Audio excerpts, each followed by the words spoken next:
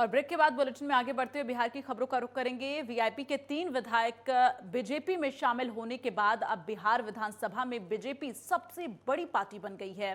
2020 विधानसभा चुनाव में आरजेडी सबसे बड़ी पार्टी बनी और बीजेपी दूसरे स्थान पर आई थी, लेकिन 3 विधायकों के शामिल होने के बाद बीजेपी के सदस्यों की संख्या बढ़कर 77 हो गई है और आरजेडी 75 सदस्यों के साथ दूसरे स्थान पर आ गई है।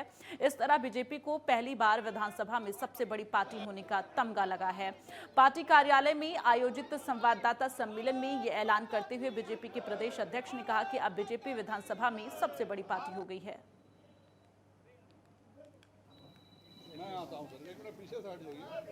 लेकिन परिस्थितियां थी और हम चूंकि ये तीनों पार्टी के कार्यकर्ता थे और भाजपा का प्रत्येक कार्यकर्ता जो हमारा केंद्रीय नेतृत्व का आदेश होता है उसका पूर्णतः पालन करता है, उसमें कोई विवाद नहीं है। हमारा चूंकि यह समझौता हो गया कि ये लोग लड़ेंगे तो इसलिए वो चले गए और आज जब उन्होंने अपने आखिरी कील ठोकी, वो खुद गए और अपना वीआईपी के प्रत्याशी का नामांकन जब उन्होंने करवाया तब यह बात समाप्त हो गई और जो इन्होंने कहा कि अब हमें क्या करना है, हम उनके लिए तो जीवन में न कभी थे न जाएंगे और इसलिए तीनों हमारे दल में शामिल हुए। मैं तीनों का हार्दिक स्वागत और अभिनंदन करता हूं। आने वाले दिनों में भारत के यशस्वी प्रधानमंत्री श्री नरेंद्र मोदी जी के नेतृत्व में और भारतीय जनता पार्टी के यशस्वी राष्ट्रीय अध्यक्ष श्री जेपी नड्डा जी एवं बिहार के हमारे यशस्वी अध्यक्ष श्री संजय जायसवाल जी, माननीय उप मुख्यमंत्री बहन रेणु देवी जी और अपने तमाम जो दल के नेता हैं, हमारे माननीय मंत्री हैं, हम सब मिलकर इनके नेतृत्व में भारतीय जनता पार्टी और बेहतर ढंग से आगे बढ़े। भारतीय जनता पार्टी और देश के लिए, राज्य के लिए काम करे और एनडीए हमारी पूरी तरह मजबूत रहे, इसकी कामना करते हैं। बहुत बहुत धन्यवाद। जो भाई हमारे अध्यक्ष हैं संजय जी को मैं बहुत बधाई देती हूँ। उन्होंने इनके नेतृत्व में आज हम सभी विधायक, सभी मंत्री हैं, उप मुख्यमंत्री और सभी हमारी जो बहनें आई हैं उनका मैं हार्दिक स्वागत और अभिनंदन करती हूँ। निश्चित रूप से जो हमारा विषय है सबका साथ सबका विकास, हम लोग सबका साथ और सबका विकास लेंगे और इनको भी मैं विशेष बधाई देती हूँ तीनों माननीय सदस्यों को। उन्होंने कहा कि हम एनडीए छोड़ के नहीं जाएंगे, इसलिए उन्होंने एनडीए के साथ है, इसलिए पुनः उनको मैं बधाई देती हूँ।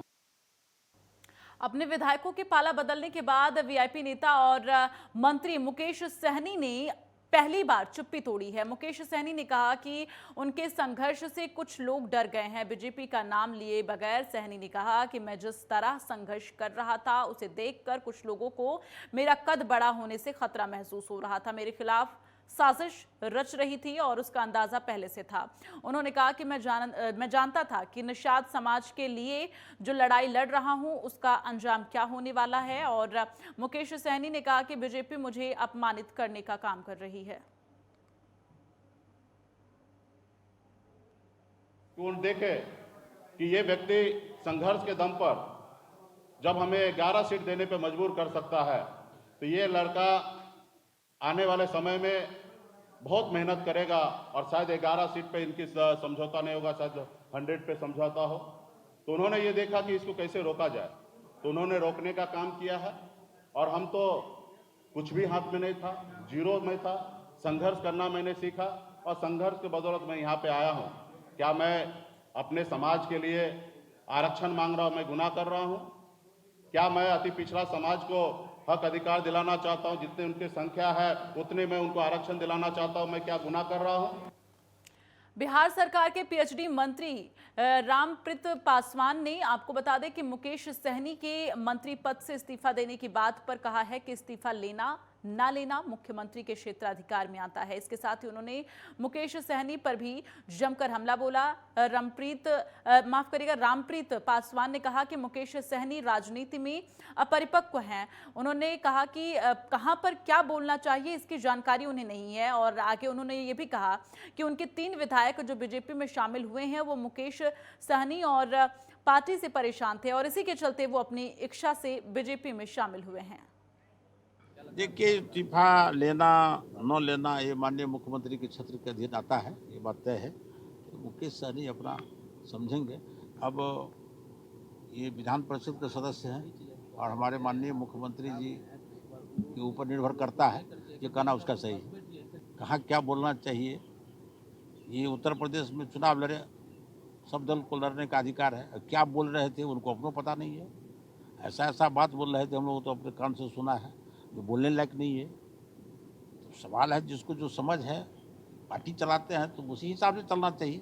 अब समझदारी नहीं है तो जो मन में आता है बोलते हैं। आपको लगता है कि बिहार के बगहा में कर्नाटक से 14 मजदूरों का रेस्क्यू किया गया। बताया जा रहा है कि इन मजदूरों का एक दलाल ने जो है 7 लाख में सौदा किया था, जिसके बाद सामाजिक कार्यकर्ता एपी पाठक की पहल पर सभी की सकुशल घर वापसी कराई गई। सरकार के सहयोग से प्रशासन की निगरानी में मजदूरों की कर्नाटक से बगहा वापसी कराई गई। यहाँ हमें सूचना मिली थी कि गोरखपुर से कि 14 मजदूर जो कि बगहा से गए थे कर्नाटक का काम करने के लिए, वहाँ पर उनको जो ठेकेदार से बंधक बना लिए थे। कारण था कि जो बगहा के लोकल ठेकेदार थे, मजदूरों को भेज करके वहाँ के ठेकेदार से 7 लाख रुपया ले लिए थे, जिसके परिप्रेक्ष्य में वहाँ पर बंधक बनाया गया था। यहाँ के लोकल लोग लोकल प्रशासन से मिल करके और कोई गृह मंत्रालय में है उनसे मिल करके आपके बिहार सरकार से प्रार्थना पत्र दे करके कर्नाटक सरकार से मिल के उन मजदूरों को छुड़ाया गया। वहाँ से लोकल पुलिस उन लोग को गोरखपुर लेकर आई थी। वहाँ से हमसे कॉन्टेक्ट किया गया कि मजदूर जा रहे हैं, इनको सुरक्षित अपने यहाँ करवा करके रेट पर सबसे 5 दिवा दी, इनको यहाँ लाया गया है और इनके परिवार के लोग आ गए हैं। लोकल डीएसपी भी आ रहे हैं, लोग आवेदन दे करके फिर यहाँ से घर के लिए रवाना। बिहार में बीते 22 मार्च को बिहार दिवस मनाया गया और इस मौके पर कई जगहों पर विशेष कार्यक्रम का आयोजन भी हुआ। और इसी तरह पटना के कार्यक्रम में शामिल होने आए 200 से ज्यादा बच्चों की हालत बिगड़ गई। बताया जा रहा है कि सभी बच्चे फूड पॉइजनिंग के शिकार हुए। इनमें से कई बच्चे सीरियस कंडीशन में थे, जिसके बाद उन्हें बच्चों को पीएमसीएच अस्पताल में भर्ती कराया गया है। बच्चों के साथ साथ शिक्षिका नोडल ऑफिसर भी यहां पर फूड पॉइजनिंग का शिकार हुई हैं और ज्यादातर बच्चों को उल्टी हो रही है। 15 बच्चे अभी भी पीएमसीएच अस्पताल में भर्ती हैं।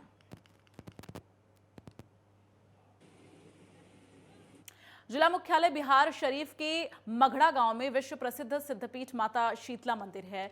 चैत्र कृष्ण आपको बता दें कि यहां पर लोग नवमी की पूजा अर्चना के लिए भक्तों का सैलाब यहां पर देखने को मिलता है, जहां दूर दराज से श्रद्धालु माता के दरबार में पहुंचेंगे। खास बात यह भी है कि पिछले 2 साल से कोरोना के कारण मेला लगाने पर पाबंदियां थी और इस बार सारी पाबंदियां खत्म हुई हैं, तो मेले की रौनक भी लौट आई है। सर्वप्रथम माँ शीतला नव दुर्गा के रूप में माने जाते हैं। जो नव दुर्गा में सप्तम कालरात्रि माँ शीतला के नाम से जाना जाता है।